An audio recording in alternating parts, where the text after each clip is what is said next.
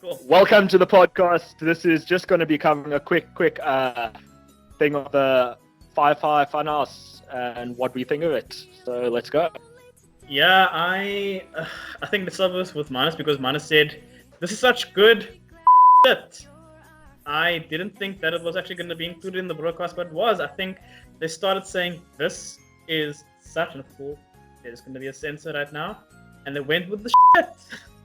They said shit. Yeah, it's crazy the randomization of the stuff they put into the match, like having a puppet of Vince McMahon with devil horns.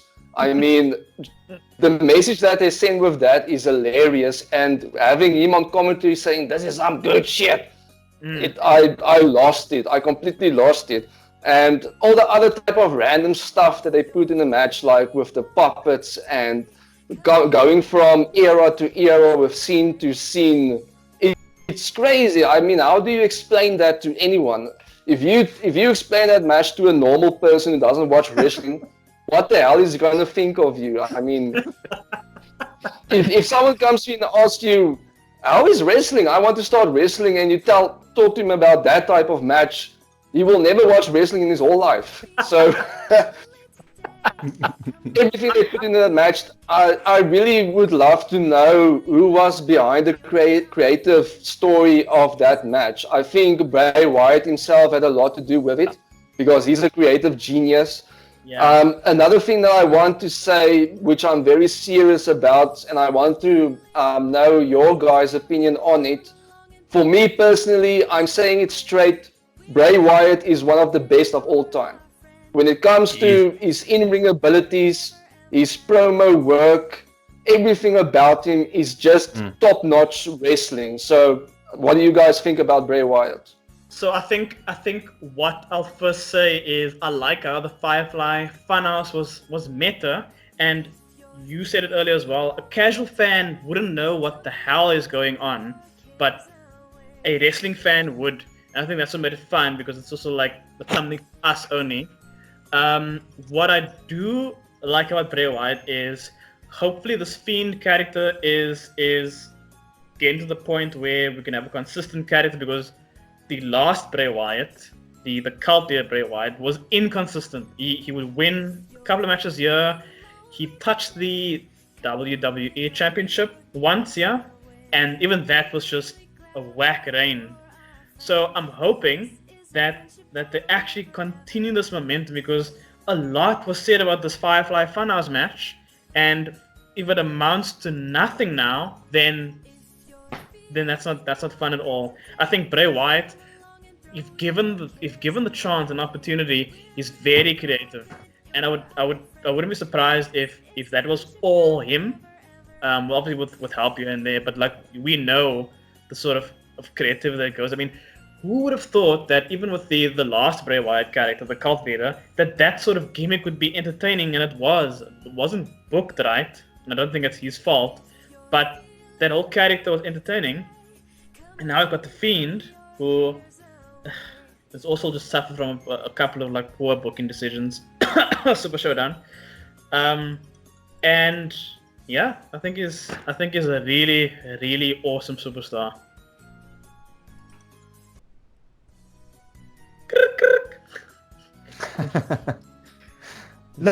I'll chip in there.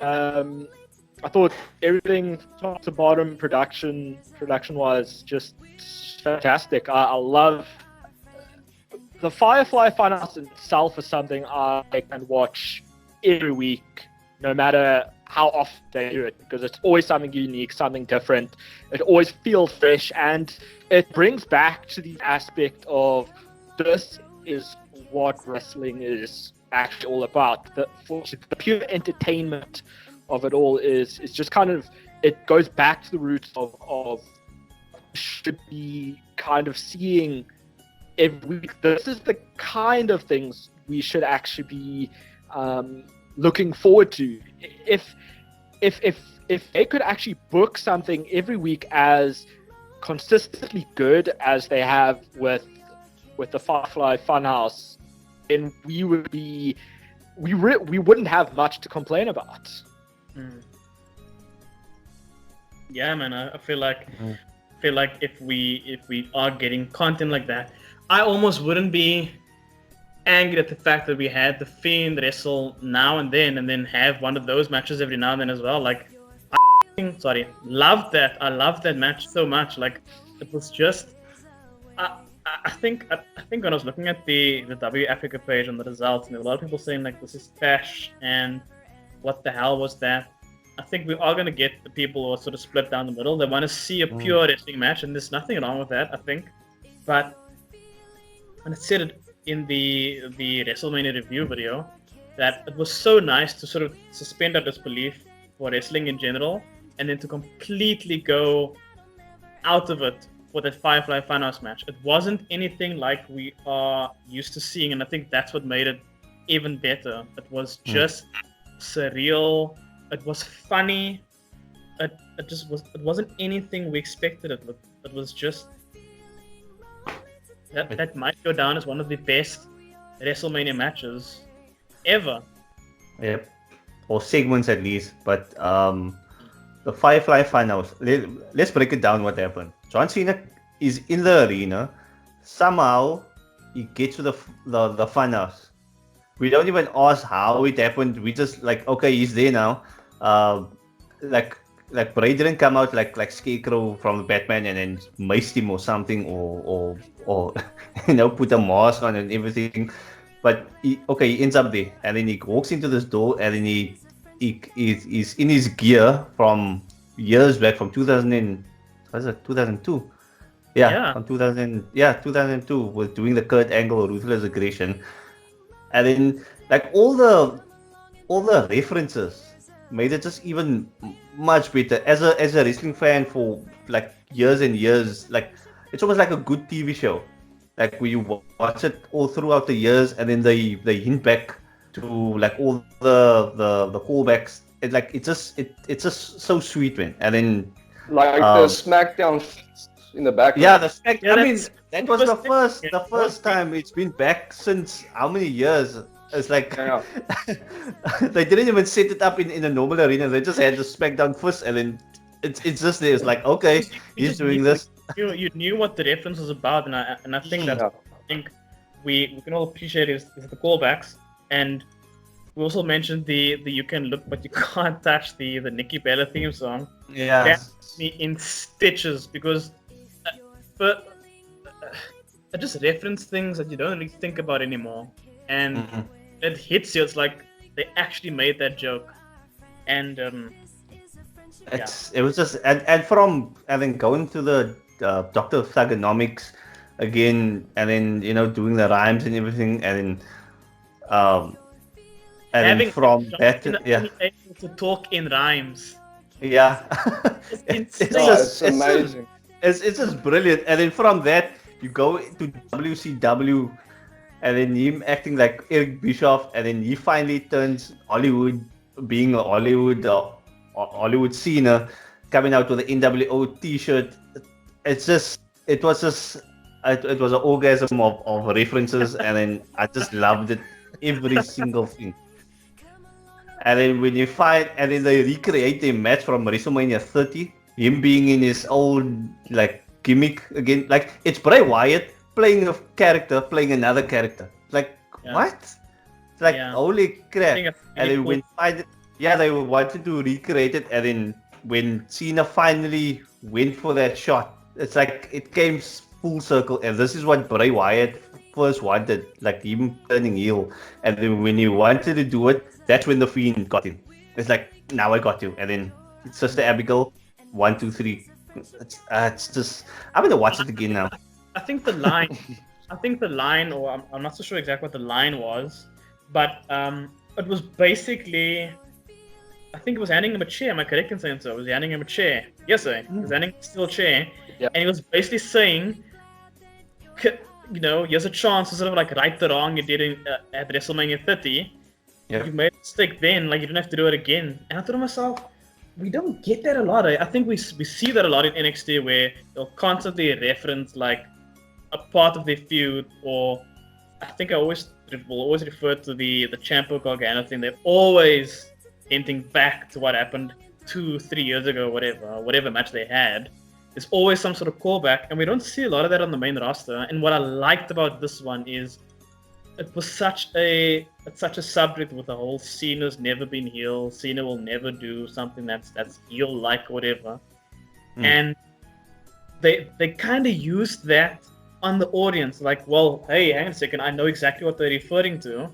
They're referring to both a sort of backstage thing where like we would never see Cena as a heel, but also his actions in the match, and it sort of blurred the line. You know what I mean? Like it's we know that wrestling is staged, and there's obviously a backstage to it, and politics and whatever, and every character is drawn up. But like for that one moment,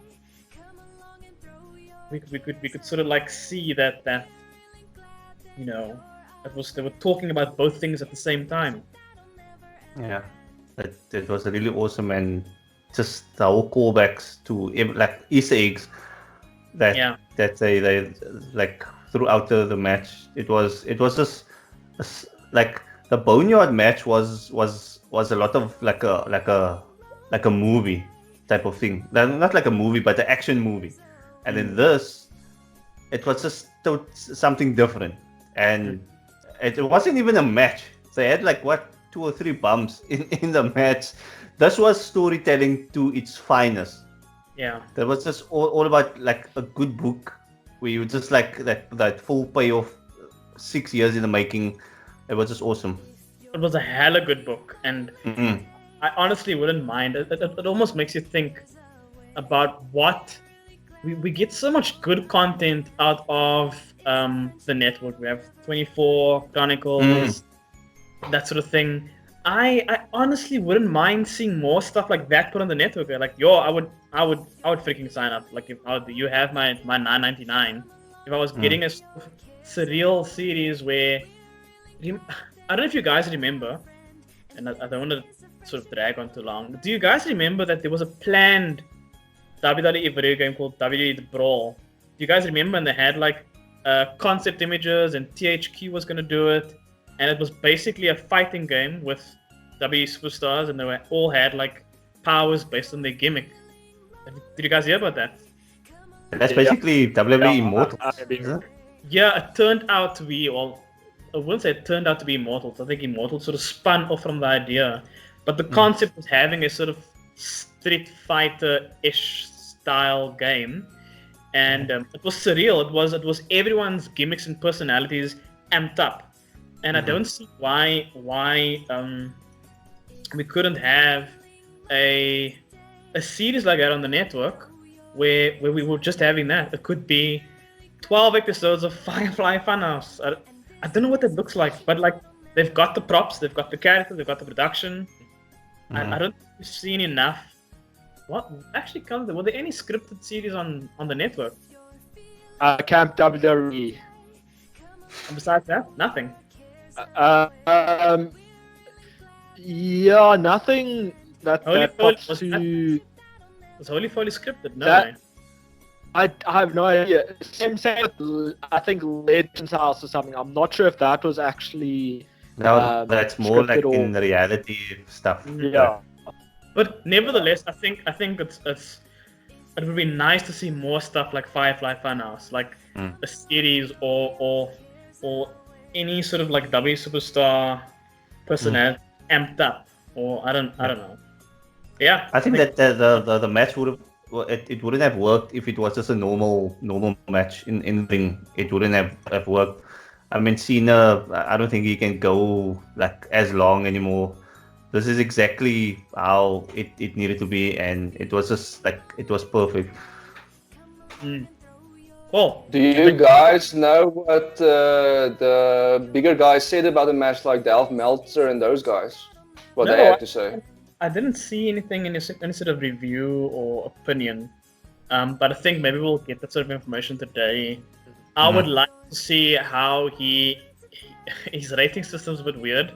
I would like to see how he rates that match, and if he's impartial about like how he's. I think that's a very good point, Marnus. Like, how would they rate that match? We can't rate it on in-ring skill because there was none of it.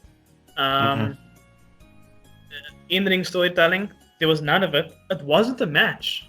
I think Yeah, it wasn't a match. It wasn't a match. It'll go down in history as having been a match. It's listed on .com, Wikipedia, sports sites as a match. But if I'm Dave Meltzer, I'm giving that whole thing 1,800 stars. Like, yeah. Then at the end of it, if you just take a step back and just rate it for what it was, then it should be rated very, very high. Okay, but we know he won't do that though.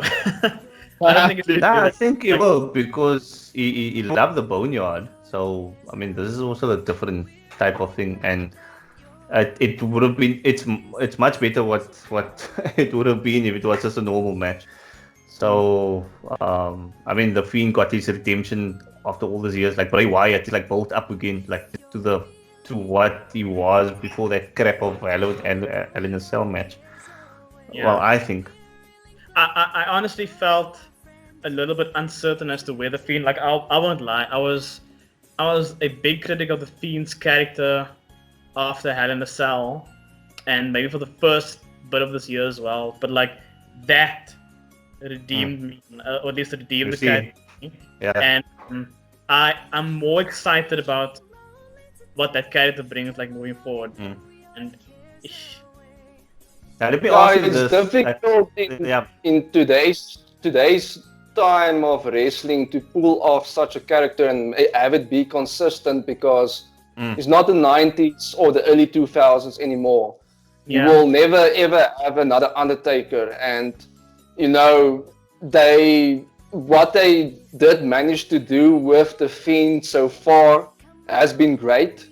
But the problem is it can get a bit stale after a while. I mean, the red lighting with his matches, the first time they did it was awesome. After that, it wasn't so great anymore.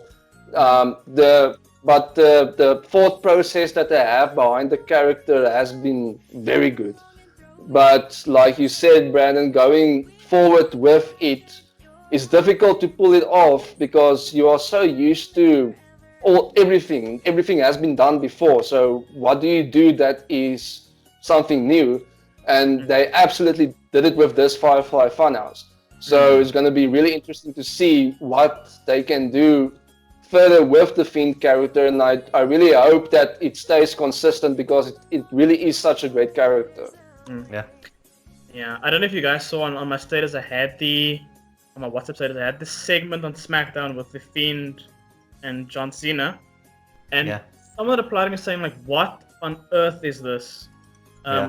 Particularly pointing out the sort of supporting character of Firefly Funhouse. And I've never felt intrigued. Intrigued from the guys.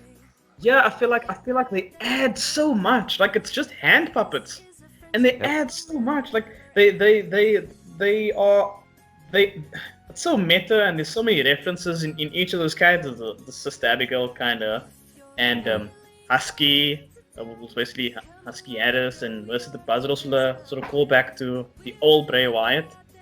And I think that's such a weird contrast, man. And I think this is why the Fiend character works in it. There's this friendly Mr. Rogers Bray Wyatt character, and there's the Fiend. And you never see the Fiend sort of engage with the hand puppet characters, the Firefly Funhouse characters, until that episode of SmackDown where they're present in the same space. And I thought that was just the most incredible thing, in that we ordinarily don't care about secondary characters or people that sort of like hang on to someone else, like a Sonny Deville who's in sort of Mandilo's shadow. But those Firefly Funhouse characters add so much to his character that if they disappeared completely, it wouldn't hurt the character, but like he'd feel different. You know what I mean? His engagements in the Firefly Funhouse. Yeah. 2 questions. If they ever bring Sister Abigail to life, how do you think? I was going to ask exactly the same thing now. sorry. Yeah. What the hell? There's a reason why we've known each other for so many years. Yep. Sorry. I was like thinking, I was just waiting for Brandon to finish speaking. And it was like, it's like, you know, in that clips of that Firefly Fun House match, there was like a quick flash to like a girl or a girl sitting in his chair, Yeah. and I was like thinking, like, who the hell could play this? Like maybe a Liv Morgan or something. Okay, to answer your question, I don't think that there should be anyone right now. I feel like that. I don't know what you guys feel, but like I feel like that ship has sailed. I think we can have those sort of flashbacks where we see someone sitting in a chair and we can always assume that it's Sister Abigail or whatever. But I think if we had a whole new superstar, or you know someone else, a superstar that we've had before that is now Sister Abigail, we're adding another element to his story or his character we don't need right now. I felt like it would work for his cult leader Bray Wyatt, but like imagine we're focusing on Mr. Rogers Bray Wyatt and then the Fiend, and then he's supporting this, and then there's a random Sister Abigail that doesn't really have a tie to his Fiend character. Yeah, there's a tie to the old Bray Wyatt, but there's no tie to. I don't think. No, it fits in. I wouldn't bring Sister Abigail back. I would only have those sort of like callbacks to. Yeah, not now though. Like I remember when the old Bray Wyatt was like getting like it's in third year or something, and he was getting like stale. But then he was in a feud with Finn Balor like before this whole crap thing.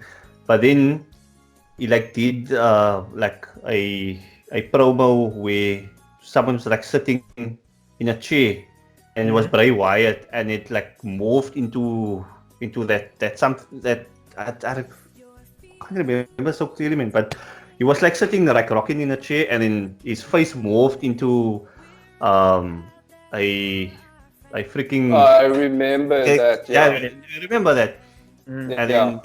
And then Finn Balor was going to be the Pumpkin King or something. And so they got like sick, and so luckily that match didn't happen.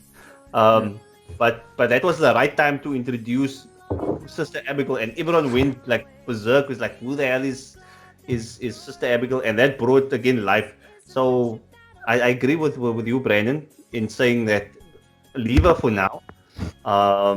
And then when like after a few years, when it like starts getting like stale, hopefully not, but then you can introduce another character because he got now too many things going on. How about you, Stu? And the thing is, yeah, you can still hint at the existence of Sister Abigail, because what's awesome for me is normally when a wrestler goes through a big character change, they completely delete the history that superstar used to have. He's a complete new character, everything is new, you know nothing about the history anymore. But the same thing happened with Bray Wyatt, as he's the Fiend now, but they still incorporate the Sister Abigail thing into his character, which is awesome. So you can still be hinting at the existence of Sister Abigail, and then one day maybe they can get more into it. The Dream has no memory of that. You know what I like about Do you know what I like about the character a lot now? What I like about what they've done with the Fiend is they have this hot character. Remember when he came out, it was like Fiend. And we were all into it because it was something new, it was something fresh. We wanted Bray Wyatt to have a chance and that sort of thing. But they didn't overexpose him. Like when he started out on Raw, it was like he was here and there, like he wouldn't pop up every week. And I feel like that helps his character. He should be mysterious. He shouldn't be always there. If he was always there, there's no myth around where this Firefly Funhouse thing is or why. If he appeared on Smack, like I think was it the TLC against the Miz, where he appeared as the Mr. Rogers character. Yeah, that was like a totally new character. That was special. It was totally new. It was he was out of the Funhouse and he was wrestling, and it felt like a different character. And because he wasn't overexposed on SmackDown as the Mr. Rogers character, or even as the Fiend, it worked. His normal self was an as special attraction as the Fiend. Yeah, they're doing a really good job with and hopefully, Yeah. they just continue. I want to hear what Stu has to say. He's been very quiet. No, actually, I just want to kind of reel off of what Brandon was just kind of saying now. The thing that came to mind right now is that The Fiend, when he made his debut, that has to be up there as one of the best debuts possibly of all time, because Yes. just because of not only how it built up, but on the night they could have just used some used old themes altogether, but they actually remixed it. They made it feel different. They made it look different, and it was just a fantastic debut. And I think The Fiend should actually have that feeling so much more often than he is now. I think that effect has kind of worn off since then a bit. Still love The Fiend, but it's not that mystique or as much aura as it was to that very first time. Yeah. Well, I think we've got a lot to say about The Fiend. That's always like time for another video. Thanks, guys. We'll see you in the next one. Cheers. Cool. See you in the next one. Where did you Thanks come for from? joining, Balakazi.